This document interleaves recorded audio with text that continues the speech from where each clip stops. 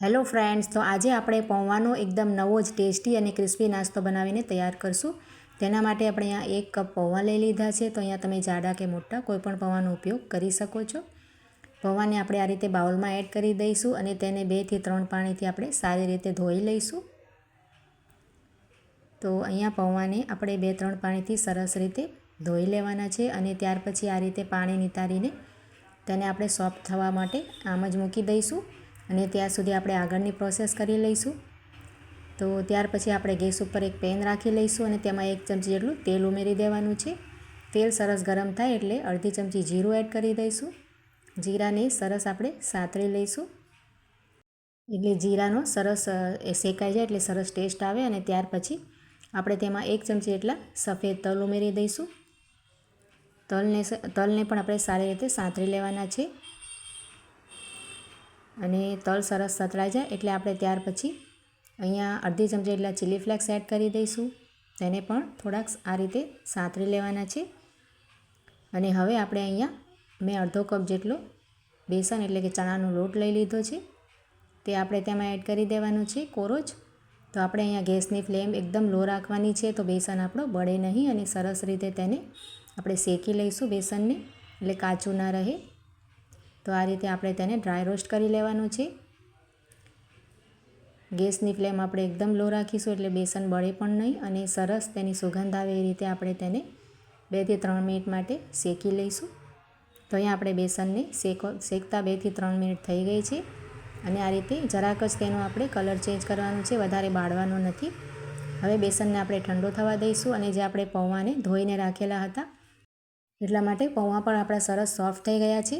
તો આ રીતે હાથથી જરાક તેને મસળી લઈશું આપણે.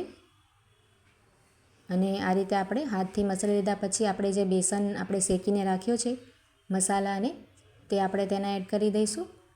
અને હવે આપણે સ્વાદ પ્રમાણે મીઠું એડ કરી દઈશું અને મસાલા એડ કરીશું. અડધી ચમચી જેટલું લાલ મરચું પાવડર, અડધી ચમચી જેટલું ધાણા જીરું પાવડર અને ત્યાર પછી આપણે 5 ચમચી જેટલું શેકેલા જીરાનું પાવડર એડ કરીશું. અહીંયા મેં અડધી ચમચી કસૂરી મેથી એડ કરી છે અને 5 ચમચી અજમાને આ રીતે હાથમાં ક્રશ કરીને એડ કરીશું. તેનાથી ખૂબ જ સરસ ટેસ્ટ આવશે. અડધી ચમચી ચાટ મસાલો કે પછી આમચૂર પાવડર એડ કરી દેવાનો અને જરાક આદું અને લીલા મરચાં ઝીણા સમારેલા કે ક્રશ કરેલા એડ કરવાના અને ઝીણા સમારેલા ધાણા એડ કરી દેવાના. અને કલર માટે આપણે 5 ચમચી જેટલી સરસ હળદર એડ કરી દેવાની છે. અને હવે આપણે બધી જ વસ્તુને સારી રીતે અહીંયા મિક્સ કરી લેવાની છે. તો અહીંયા આપણે જે મિક્સર છે આપણે લોટની જેમ રેડી કરવાનું છે એટલે આપણે પહેલાં સરખી રીતે મિક્સ કરી લઈશું અને ત્યાર પછી આપણે અહીંયા પાણી થોડુંક લઈ લઈશું. તો પાણીને આપણે બધું ઉમેરવાનું નથી, આ રીતે હાથમાં લઈને 1 થી 2 ચમચી એટલું છાંટવાનું છે. અને આ રીતે જ્યારે લોટની જેમ રેડી થઈ જાય, ટેક્સચર એવું આવી જાય ને ત્યાર પછી આપણે પાણી તેમાં એડ નથી કરવાનું, કેમ કે પછી ઢીલું થઈ જશે એટલા માટે. તો અહીંયા આપણે બાઇન્ડ થવા લાગ્યું છે, તમે જોઈ શકો છો. આ રીતે આપણે સરસ રીતે મિક્સ કરી લેવાનું છે અને તેને સરસ મસળીને આપણે લોટની જેમ એકદમ સોફ્ટ રેડી કરવાનું છે. તો હવે આપણે અહીંયા પાણી બીજું એડ કરવાની જરૂર નથી. આપણે આ રીતે તમે જોઈ શકો છો લોટને મેં સરસ રેડી કરી લીધો છે. અને હવે આપણે હાથને સરસ ધોઈને પછી ગ્રીસ કરી લઈશું તેલ લગાવીને, એટલે ચોટે નહીં. અને એમાંથી આપણે થોડું થોડું આ રીતે મિક્સર લઈને તેને શેપ આપી દઈશું. આ રીતે તમે જોઈ શકો છો ટિક્કીને જેમ આપણે રેડી કરી લઈશું. તો મિત્રો, આ નાસ્તાને આપણે 1 અઠવાડિયા સુધી ખાઈ શકાય છે, ખરાબ નથી થતો. ફ્રાય કરીને આપણે ડબ્બામાં ભરીને વધારે બનાવીને રાખી પણ શકાય છે. તો આ રીતે આપણે તમે જોઈ શકો છો બીજો પણ પીસ તેનો આપણે રેડી કરી લીધો છે. ખૂબ જ સરળતાથી બની જાય છે અને ખાવામાં ખૂબ જ ટેસ્ટી અને એકદમ ચટપટો બનીને તૈયાર થાય છે. તમે એકવાર ચોક્કસથી ટ્રાય કરજો, બનાવવાનું ખૂબ જ સરળ છે. તો અહીંયા મેં બધો જ નાસ્તો આ રીતે રેડી કરી લીધો છે. હવે આપણે તેને ફ્રાય કરી લેવાનો છે. તેના માટે આપણે અહીંયા ગેસ ઉપર તેલ ગરમ કરવા પહેલેથી જ મૂકી દીધું છે અને ગરમ તેલમાં અને મીડિયમ ફ્લેમ પર તેને સરસ રીતે ફ્રાય કરી લઈશું.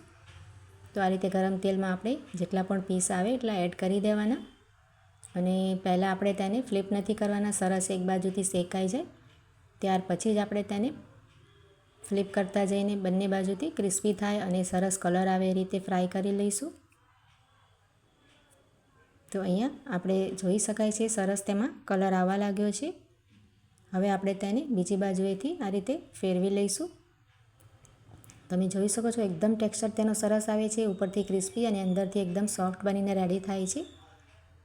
અને ઘરની સામગ્રીથી બની જાય છે આ નાસ્તો. તો તમે એકવાર ચોક્કસથી ટ્રાય કરજો અને રેસિપી સારી લાગે તો તેને લાઇક, શેર અને કમેન્ટ કરવાનું બિલકુલ ના ભૂલતા. ચેનલ પર નવા હો તો ચેનલને સબસ્ક્રાઈબ કરી આપજો. તો આ રીતે મેં બંને બાજુથી તેને સરસ ક્રિસ્પી નાસ્તો બનાવીને રેડી કરી લીધો છે. અને આ જ રીતે આપણે બીજો નાસ્તો પણ ફ્રાય કરી લેવાનો છે. તો અહીંયા આપણે બધો જ નાસ્તો બનાવીને તૈયાર કરી લીધો છે. ખૂબ જ ટેસ્ટી અને એકદમ ક્રિસ્પી આપણો નાસ્તો બનીને તૈયાર થયો છે. તેનો ટેક્સચર પણ ખૂબ જ સરસ આવે છે. તમે જોઈ શકો છો એકદમ ક્રિસ્પી બનીને રેડી થયો છે.